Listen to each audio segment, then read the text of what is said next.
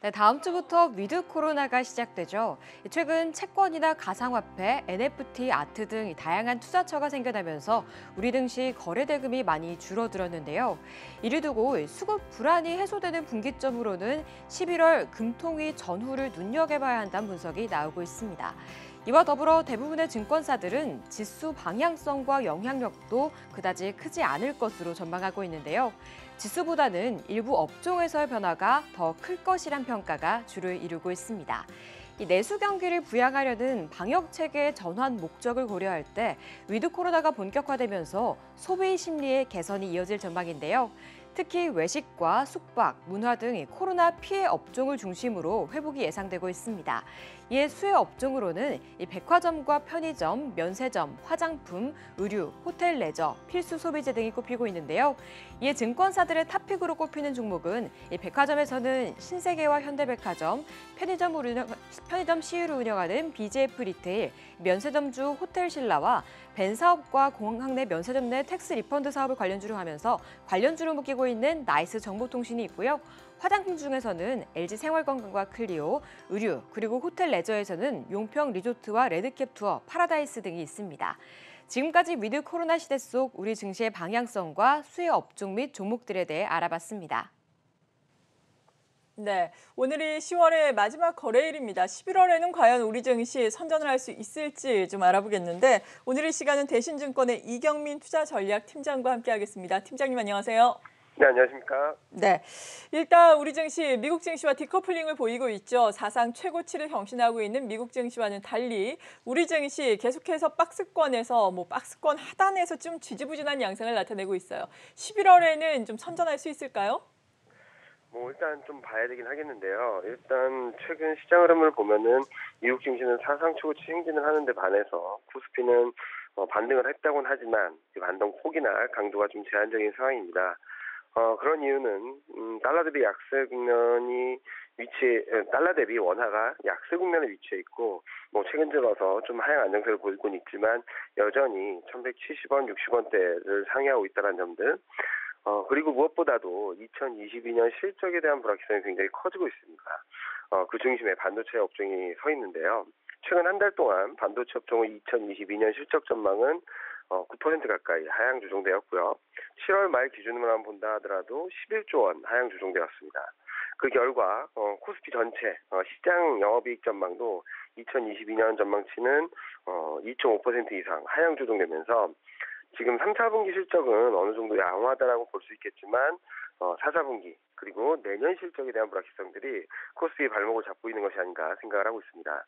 이런 흐름들이 벗어나기 위해서는 당연히 펀더멘탈 흐름들이 좋아져야겠죠. 11월 들어서는 이제 연말 소비 시즌에 대한 기대감들이 들어올 수도 있는데 테이퍼링 이슈라든지 한국의 금리 인상 그리고 미국의 부채 한도 협상 이슈 그리고 물가 상승 압력 아직까지 시장을 압박했던 변동성 요인들이 남아있고 실적에 대한 불안감들이 빠르게 해소되기는 좀 어렵다는 점을 감안해보면 11월에도 시장이 더 뻗어나가기보다는 박스권 등락 또는 좀 하방 압력이 커질 가능성을 열어놓고 봐야 되지 않을까 생각을 하고 있습니다.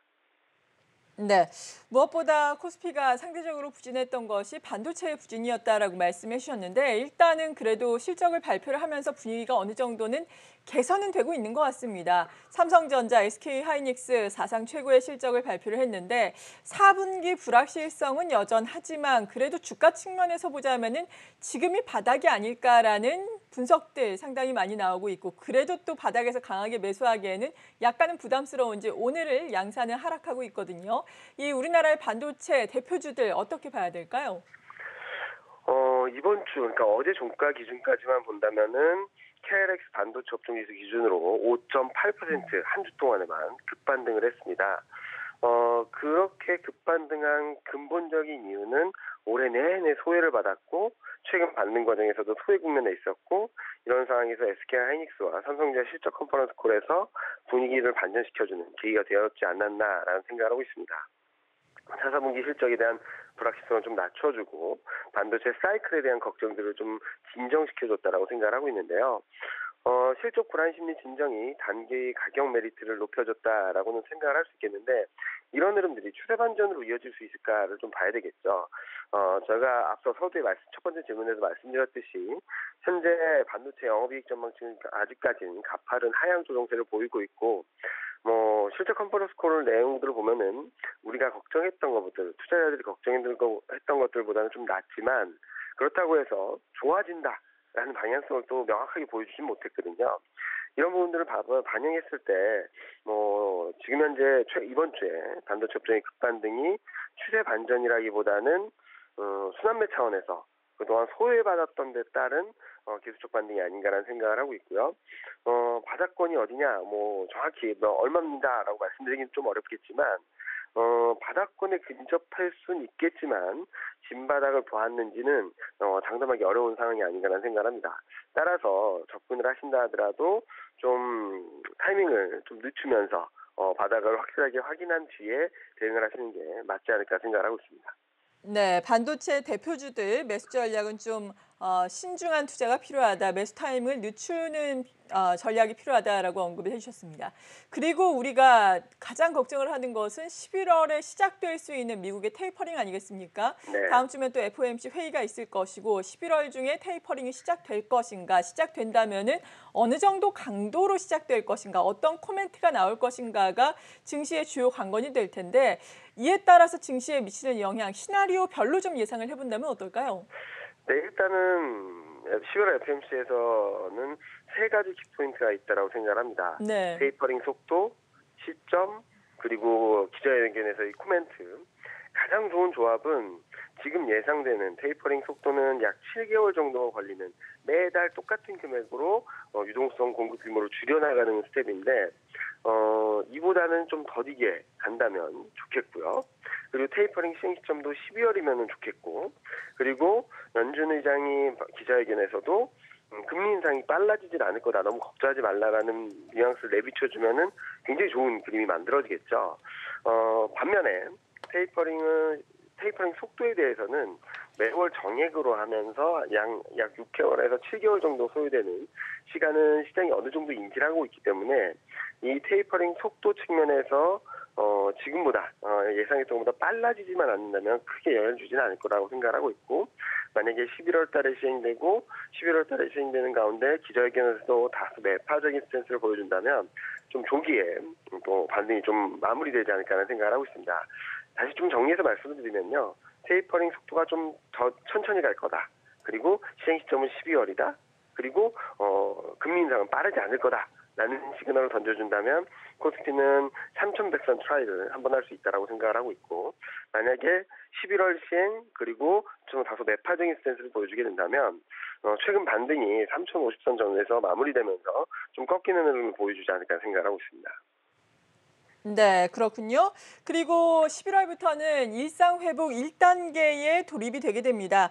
11월 1일부터 4주 동안 단계적 일상회복 1단계, 지금 영업시간 같은 경우에는 24시간 영업 가능해지고 수도권 같은 경우에는 백신 접종 여부와 관계없이 10명, 비수도권은 12명까지 또 사적 모임이 허용이 되게 되는데 이게 사실 대내적으로 보자면 우리 증시를 끌어올린다는 요인보다는 또 관련된 종목에는 상당히 호재가 될 수 있잖아요. 어떨까요? 네, 맞습니다. 말씀하셨듯이 시장 전체에 미치는 영향력은 좀 제한적일 것으로 예상을 하고 있습니다. 시장 전반적인 흐름에 있어서는 한국 증시가 대외 노출도 수출 의존도가 높다는 점에 있어서 큰 영향을 주기보다는 업종 간의 변화에 좀 포인트를 맞춰야 된다고 생각을 하고 있고요. 위드 코로나 일상으로 회복을 시행했던 나라들을 보면은 코로나19 확진자 수가 줄어드는 나라는 강한 모습을 보였고요. 위드 코로나 정책을 선택한 뒤에 확진자 수가 폭증하는 나라는 오히려 약세를 보였거든요. 따라서 정책 전환 이후 확진자 수 추이에 좀 더 주목하실 필요가 있겠고요. 위드 코로나 시행 이후에는 아마도 내수 소비 회복에 대한 기대감들이 커질 수 있다라고 생각을 하고 있습니다. 영업 시간도 제한이 풀리고 모임도 인원 제한이 좀 완화되면서 아마도 내수 소비 그리고 자영업자들의 생활 그리고 전반적인 소비 활동들이 활력이 살아난다는 점들은 충분히 되짚어 볼 부분이다라고 생각을 하고 있습니다. 이 내수 소비와 관련해서 앞서서 박소영 캐스터가 백화점부터 면세점 또 편의점까지 골고루 또 유망 종목에 대해서 증권사들의 리포트 내용 정리를 해봤는데 어떤 쪽이 특히나 유망할 거다라고 생각을 하세요? 저도 들으면서 그쪽 분야가 굉장히 유망할 네. 거라고 생각을 했는데요. 특히 내수 소비 관련주들을 좀 보셔야 될 것 같습니다. 왜냐면은 작년부터 올해 상반기까지 기저효과, 그러니까 소비가 굉장히 부진했었거든요. 그에 따른 기저효과가 유입되면서 내년 상반기까지 소비 모멘텀이 굉장히 강하고요. 그리고 2022년 이익 증가를 본다 하더라도 말씀하셨던 뭐 유통, 의류, 호텔 레저, 미디어 교육 이런 업종, 내수 소비 관련주들이 2022년 이익 모멘텀이 가장 좋은 업종들로 분류되고 있거든요. 정책 전환 플러스 소비 모멘텀, 이익 모멘텀을 갖추고 있다는 점에 있어서 좀 긍정적으로 바라보시면 좋을 것 같습니다. 네.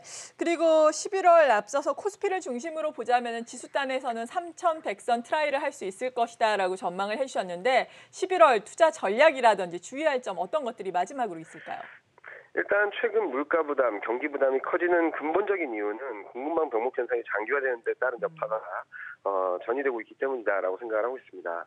물론 바이든 행정부의 조치들이 나왔지만 시간에 대한 문제이기 때문에 아직까지는 인력에 대한 문제를 풀지 못하고 있다는 점에 있어서 그로 인한 불확실성들은 좀 더 이어질 수 있다고 생각을 하고 있고요.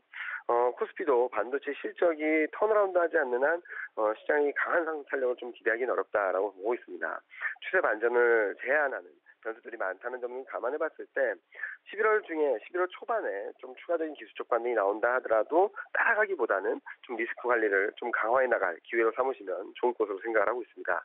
아직 추세 반전보다는 불안 요인들이 많다는 점들을 고려해서 다소 보수적인 좀 리스크 관리에 집중하는 그런 11월이 되었으면 합니다. 네, 지금까지 대신증권의 이경민 투자전략팀장이었습니다. 감사합니다. 네, 감사합니다.